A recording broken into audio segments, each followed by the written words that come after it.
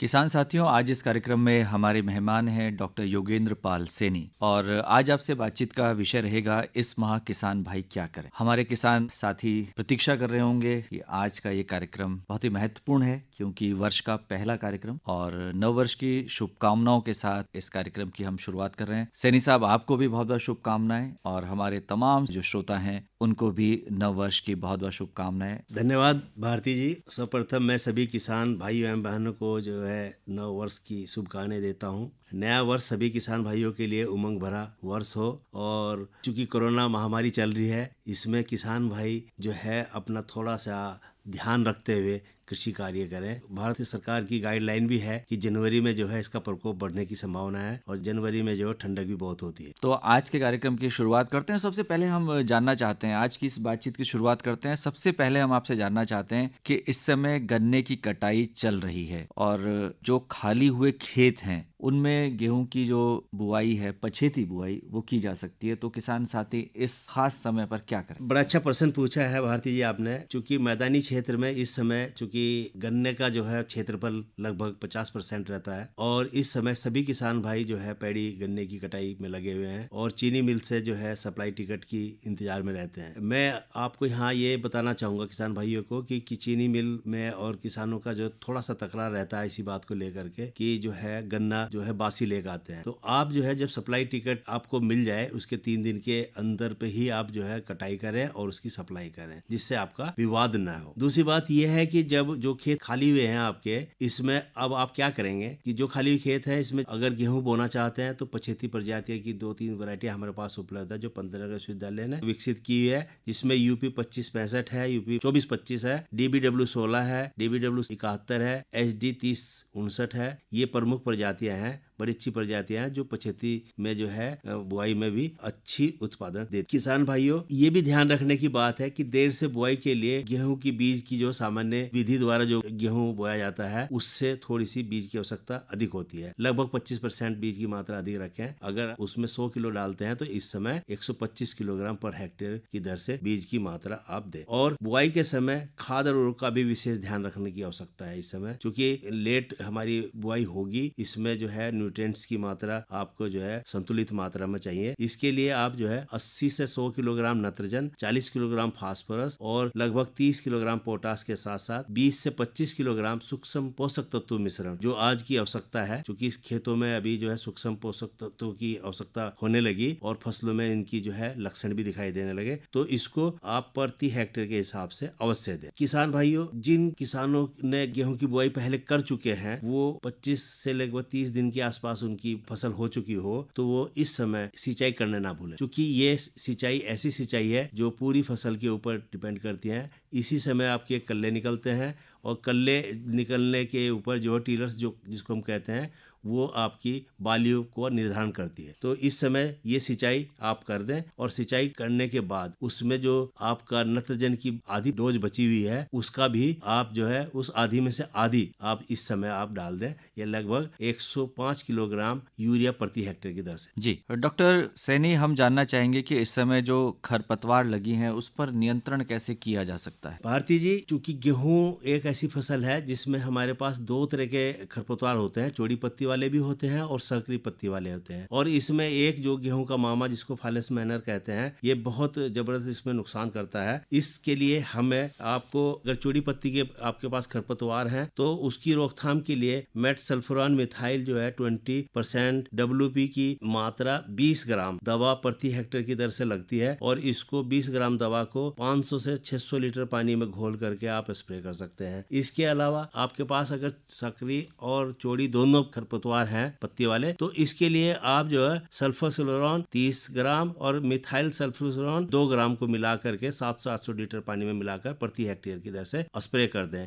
ये बहुत कारगर दवाइयां हैं और आप जो है इसको ये ध्यान रखें स्प्रे करते समय कि खेत में नमी पर्याप्त हो और फसल पे ओस ना हो। ओस हटने के बाद लगभग दोपहर के बाद आप स्प्रे करें और ये भी ध्यान रखें कि हवा न चली हो। हवा अगर चली होगी तो थोड़ा सा प्रिकॉशंस लेने की जरूरत है कि जिस दिशा में हवा चल रही है उस उस दिशा में आप स्प्रे करें। डॉक्टर सैनी, हम जानते हैं कि सरसों की जो बुआई है हमने नवंबर और दिसंबर में की है, साथ में राई की बुआई भी की है, तो इस समय आवश्यकता है कि उसकी गुड़ाई निराई करी जाए, तो किसान साथियों को क्या सलाह देना चाहेंगे? जी भारती जी, बहुत सही प्रश्न है। चूंकि गेहूं के बाद अगर कोई फसल है तिलहनी में तो सरसों राई है। इस समय सरसों और राई जिस किसानों ने नवंबर दिसंबर में बुआई की थी, वो इस समय जो है निराई और गुड़ाई और विरलीकरण का मतलब ये होता है कि प्लांट टू प्लांट जो है उसका डिस्टेंस मेंटेन किया जाता है, घनी जो पौधे होते हैं उसको निकाल लिया जाता है। तो ये बहुत आवश्यक है। अगर आप विरलीकरण कर देते हैं तो आपकी पैदावार एकदम बढ़ जाती है। अगर घनी होगी तो उसके अंदर जो है फलियां नहीं बनती और फूल भी कम मात्रा में बनते हैं,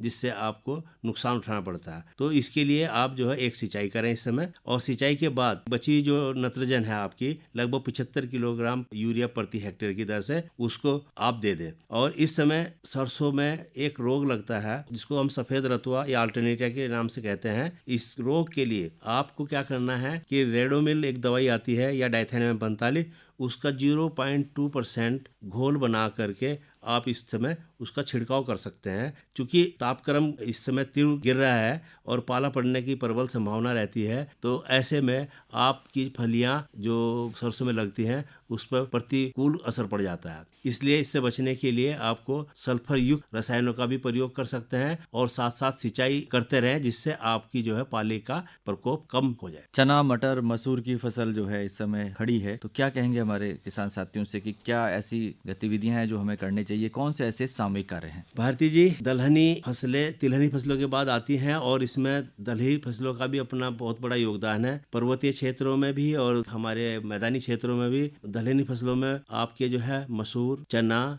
मटर विशेषकर बोई जाती हैं। और इस समय उसमें बढ़वार का समय है, और इस बढ़वार के समय में अगर खरपतवार आपके खेत में है तो उसकी निराई गुड़ाई अवश्य करें। क्योंकि निराई गुड़ाई करने के बाद आपके जो है उसमें अगर नमी की मात्रा कम है तो एक हल्की सिंचाई भी कर सकते हैं। किसान भाइयों, चूंकि दिसंबर माह में बरसात नहीं हुई है और इन फसलों में नमी की मात्रा बनाए रखने के लिए एक हल्की सिंचाई अवश्य करें, और इससे आपकी जो है नमी बनी रहेगी और उसकी पैदावार बढ़ाने के लिए उसमें फलियां की मात्रा अच्छी बनेगी। यदि हम सब्जी की बात करें तो इस समय गोभी वर्गीय है सब्जियां, मिर्च है, आलू, टमाटर, मेथी, पालक, इस समय किस तरह की सामयिक कार्य इन फसलों में हो सकते हैं? भारती जी, रबी की मौसम में जो महत्वपूर्ण सब्जियां हैं उनमें से जो है गोभी वर्गीय गोभी है, आपको पत्ता गोभी है, आलू है, मटर है, टमाटर है, मिर्च है, गाजर है, मेथी है, पालक है, ये सारी की सारी सब्जियां जो है इस समय आपके खेतों में खड़ी हैं।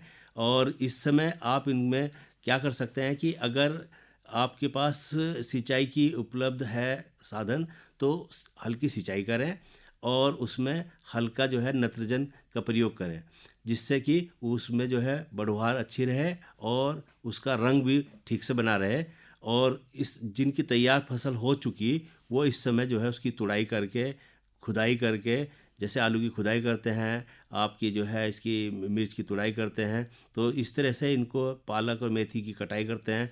तो ये जो है इसको तुड़ाई करके शाम को विपणन के लिए भेजते रहे, जिससे आपके किसान की जो भाव अच्छे मिलते रहेंगे, जिससे उनकी आमदनी बढ़ेगी। सैनी साहब, आम के जो फलदार वृक्ष हैं इस समय उनमें गुच्छा रोग होने की संभावना होती है, तो क्या सावधानी रखने की जरूरत है? भारती जी, आम में इस समय जो है गुच्छा रोग काफी प्रकोप होता है और इसमें मिलीबग भी होता है। इन दोनों की रोकथाम के लिए किसान भाई जो है, जो बड़े वृक्ष हैं उनके जो निचला हिस्सा है उसमें 400 गेज की एल्केथीन पॉलीथीन को ग्रीस लगा करके बांध देते हैं, जिसके साथ उन कीटों का जो है प्रकोप बढ़ नहीं पाता और जो है उनकी रोकथाम हो जाती है। और इसी के अलावा जो है आम में ठीक प्रकार से परागण हो उसके लिए मधुमक्खी के बक्से भी लगवा दें तो अच्छा रहेगा, जिससे कि परागण उसमें अच्छा हो और फल आपके अच्छे मिले। जी सैनी साहब, आजकल सरकार काफी जोर दे रही है प्राकृतिक खेती पर। प्राकृतिक खेती और जैविक खेती में क्या मुख्य अंतर है, हमारे किसान साथियों को थोड़ा बताएं। भारती जी, आपने बहुत सही प्रश्न पूछा। चूंकि आज के युग में अब हमें जो है रासायनिक खेती छोड़ करके प्राकृतिक खेती अपनानी होगी। प्राकृतिक खेती में मुख्यतः जो है हमें देसी गाय के गोबर और गौमूत्र के ही इस्तेमाल करके हमें खेती करनी होती है। प्राकृतिक खेती में आप एक देसी गाय से 30 एकड़ की खेती कर सकते हैं,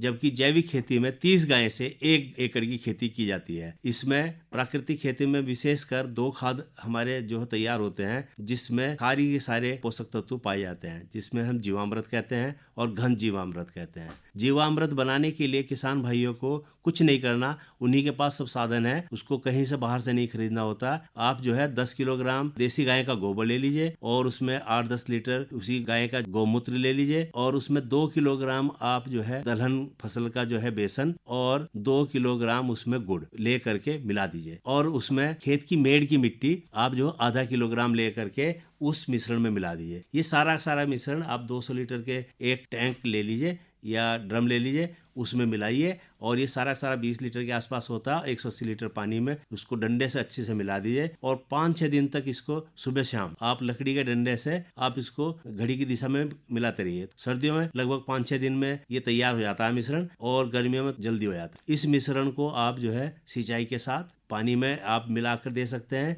और इसका खड़ी फसलों में 3-4 स्प्रे आप कर देंगे तो सारे के सारे न्यूट्रिएंट्स जो है उसको फसल को मिल जाते हैं।